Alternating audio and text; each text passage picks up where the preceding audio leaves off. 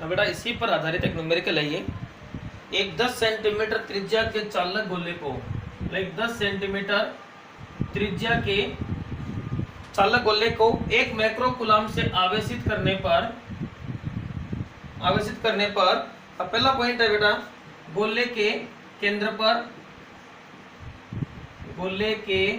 केंद्र पर,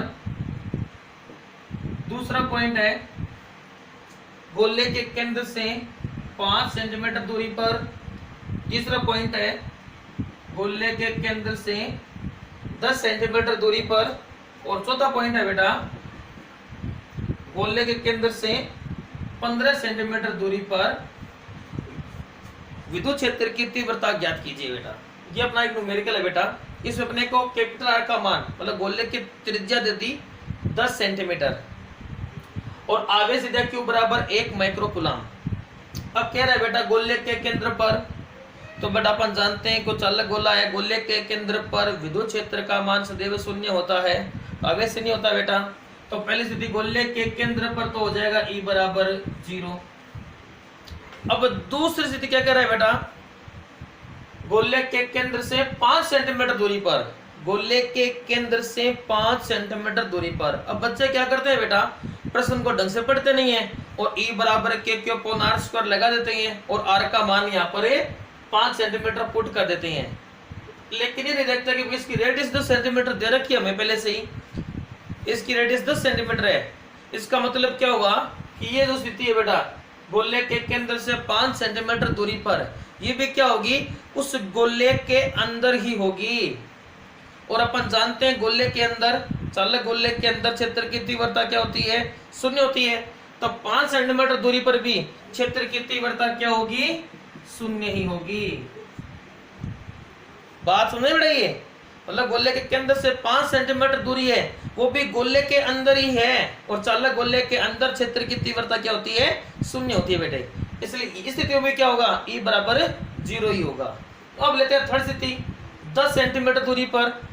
अब 10 सेंटीमीटर क्या है बेटा, इस जो चालक गोला है उसकी रेडियस है बेटा। इसका मतलब क्या हुआ, यह स्थिति चालक गोले के पृष्ठ पर है, और अपन जानते हैं गोले चालक के पृष्ठ पर क्षेत्र की तीव्रता होती है E बराबर KQ अपॉन R स्क्वायर। अब इसमें इसके मान पुट कर दे बेटा, E बराबर K की जगह 9 गुणा 10 की पावर 9, Q का मान बेटा 1 माइक्रो कूलम है, 10 की पावर -6 कूलम, 10 सेंटीमीटर 10 गुणा 10 की पावर -2 मीटर। तो E का मान पुट कर दिया मैंने 9 गुणा 10 की पावर 9, Q का मान 10 की पावर -6 अपॉन R स्क्वायर 10 गुणा 10 की पावर -2 का होल स्क्वायर, जिसका 10 की पावर -2 कर सकते हैं बेटा। तो ये -4 हो गई, 2 कम हो गई बेटा, 2 4 9 में जाएगी 4 5, E बराबर कितना आ गया बेटा 9 गुणा 10 की पावर 5 न्यूटन प्रति कूलम। बात समझ रही है, ये 10 की पावर बेटा -4 होगी, 2 बचेगी यहाँ पर बेटा, 2 तो कम हो जाएगी इससे, 2 इसमें से कम करेंगे 10 की पावर -4, 9 में से 4 जाएगी 10 की पावर 5। तो यह जड़ा E बराबर 9 गुणा 10 की पावर 5 न्यूटन प्रति कूलम। ये कहां पर होगी स्थिति बेटा, ये गोलीय चालक के पृष्ठ पर। अब ले बेटा 15 सेंटीमीटर पर, यह 15 सेंटीमीटर कहां पर होगी, गोलीय चालक के बाहर। क्यों, 10 सेंटीमीटर त्रिज्या बेटा, तो इस स्थिति कहां पर होगी, गोलीय चालक के बाहर। तो बाहर के लिए E बराबर KQ upon small r square आ जाएगा बेटा, E बराबर KQ upon small r square.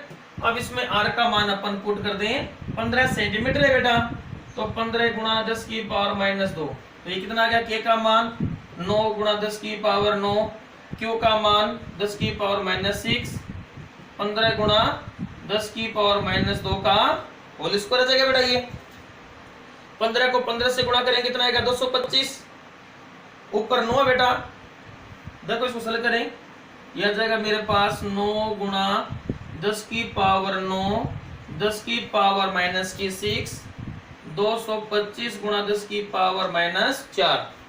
अब बेटा इसको सॉल्व करते हैं, पावर के अकॉर्डिंग कर ले पहले। पावर के अकॉर्डिंग करें तो 10 की पावर 6, 10 की पावर माइनस की 4, 10 की पावर माइनस की 2 बचेगी, 2 इसमें से कम कर दी बेटा मैंने, 2 इसमें से कम कर देंगे, 10 की पावर 7 बचेगी, है कि नहीं। इसको मैं 9 से 10 की पावर 5 बनेगी, 22 को 4 से काटेंगे, 225 को 4 से गुणा करेंगे, 900 पूरा पड़ जाएगा ना, तो 4 गुणा, अब 10 की पावर कितनी बचेगी 5 न्यूटन प्रति। इस प्रकार अपन निकाल सकते हैं बेटा। शाबाश बेटा।